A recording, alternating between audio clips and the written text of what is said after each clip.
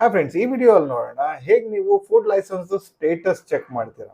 Apply ಮಾಡಿದ್ಮೇಲೆ food licence ನಿಮ್ದು application ಏನ್ ಸ್ಟೇಜ್ ಅಲ್ಲಿ ಇದೆ, ಅಪ್ರೂವ್ ಆಗಿದೆಯಾ ಇಲ್ಲ ಪೆಂಡಿಂಗ್ ಅಲ್ಲಿ ಇದೆಯಾ ಇಲ್ಲ ರಿಜೆಕ್ಟ್ ಆಗಿದೆಯಾ ಇಲ್ಲ ಕ್ಲಾರಿಫಿಕೇಶನ್ ಕೇಳಿದಾರ ಆಫೀಸರ್, ಅದು ಹೇಗೆ ಚೆಕ್ ಮಾಡ್ತೀರಾ ಅದು ಪ್ರೊಸೆಸ್ ತೋರಿಸ್ತೀನಿ.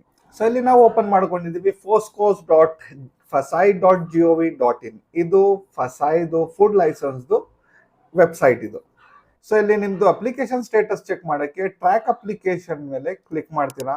ಸೊ ಇಲ್ಲಿ ನಿಮ್ದು ಅಪ್ಲಿಕೇಶನ್ ರೆಫರೆನ್ಸ್ ನಂಬರ್ ಕೊಡ್ತೀರಾ. ನಿಮ್ದು ಅಕ್ನಾಲೇಜ್ಮೆಂಟ್ ಅಲ್ಲಿ ಏನ್ ರೆಫರೆನ್ಸ್ ನಂಬರ್ ಬಂದಿದೆ ಅದು ರೆಫರೆನ್ಸ್ ನಂಬರ್ ಕೊಡ್ತೀರಾ. ಇಲ್ಲಿ ಕ್ಯಾಪ್ಚಾ ಎಂಟರ್ ಮಾಡ್ತೀರಾ ಮತ್ತೆ ಸಬ್ಮಿಟ್ ಮೇಲೆ ಕ್ಲಿಕ್ ಮಾಡ್ತೀರಾ. ಸೊ ಇಲ್ಲಿ ನೋಡಿ, ಇಲ್ಲಿ ನಿಮ್ದು ಒಂದು ಅಪ್ಲಿಕೇಶನ್ ಸ್ಟೇಟಸ್ ಓಪನ್ ಆಯ್ತು. ಇಲ್ಲಿ ನೋಡಿ stage 1 processing to be initiated ಅಂತ ಇದೆ. ಇಲ್ಲಿ ನೋಡಿ, ಇಲ್ಲಿ 16th ಜನವರಿಗೆ ಅಪ್ಲೈ ಮಾಡಿರೋದು ನಾವು. ಇವತ್ತು 24th ಜನವರಿ. ಸೊ ಆಲ್ಮೋಸ್ಟ್ 8 ಡೇಸ್ ಆಗಿದೆ ನಾವು ಅಪ್ಲೈ ಮಾಡಿ.